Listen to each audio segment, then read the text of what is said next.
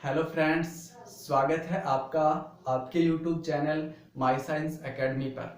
आज हम देखेंगे ऑर्गेनिक कन्वर्जन की ट्रिक नंबर 7, जिसमें हम देखने वाले हैं कि नाइट्रो कंपाउंड का हम एमीन में किस प्रकार से कन्वर्जन कर सकते हैं। तो देखते हैं दोस्तों, यहाँ पर ट्रिक नंबर 7 हमारी है नाइट्रो कंपाउंड से एमीन का किस प्रकार से फॉर्मेशन कर सकते हैं। तो दोस्तों वापस से मैं आपको कह रहा हूं कि इन छोटी छोटी ट्रिकों को ही आप प्रैक्टिस करते चलिएगा, याद करते चलिएगा, और लास्ट में मैं करवाऊंगा आपको फ्लो चार्ट, जिसके द्वारा हम बड़ी से बड़े कन्वर्जन का क्या कर सकते हैं, हल कर सकते हैं। तो देखिएगा, हम देखते हैं नाइट्रो कंपाउंड का एमीन में किस प्रकार से फॉर्मेशन होता है।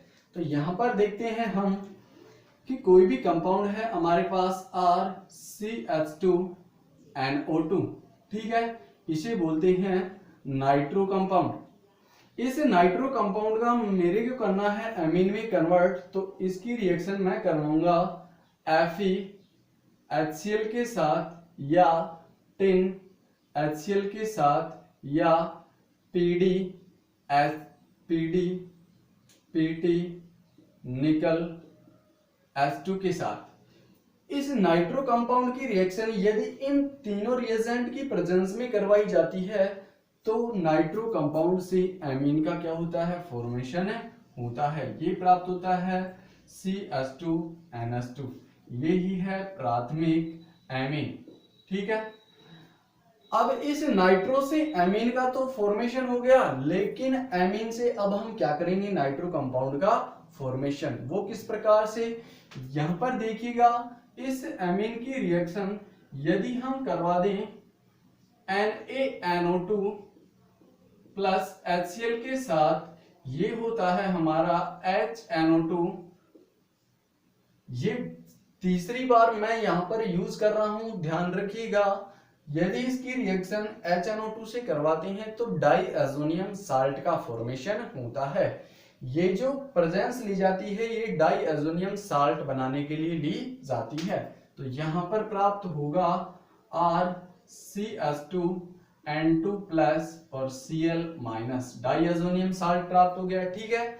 जैसे ही इसकी रिएक्शन करवाते हैं हम वाटर के साथ, तो यहां पर प्राप्त होता है हमें RCH2OH, अल्कोहल प्राप्त होता है। यदि आपको पता हो तो ये वाटर क्या होता है, H प्लस और OH नेगेटिव में होता है। तो यहां से बाहर क्या निकलता है, HCl बाहर निकलता है और N2 गैस बाहर निकलती है, ठीक है। इस अल्कोहल की रिएक्शन करवाते हैं रेड फास्फोरस HI की प्रेजेंस में, तो ये हमें प्राप्त होती है RCH3, अल्कीन प्राप्त होता है, ध्यान रखना। इस अल्कीन की रिएक्शन करवाते हैं हम किसके साथ, फ्यूमिंग नाइट्रस HNO3 के साथ करवाते हैं, तो हमें प्राप्त होता है RCH2NO2। तो यही हमारा क्या है, नाइट्रो कंपाउंड। डायरेक्टली इस प्रकार से हम बना सकते हैं। तो इस प्रकार से हम नाइट्रो कंपाउंड से एमीन फॉर्मेशन कर सकते हैं और एमीन से वापस से नाइट्रो कंपाउंड का क्या कर सकते हैं, फॉर्मेशन कर सकते हैं। तो ये थी हमारी ट्रिक नंबर 7 दोस्तों।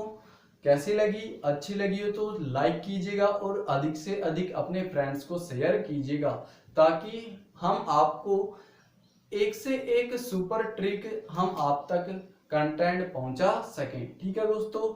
Thanks for watching this video. मिलते हैं नेक्स्ट ट्रिक में दोस्तों। Thanks a lot.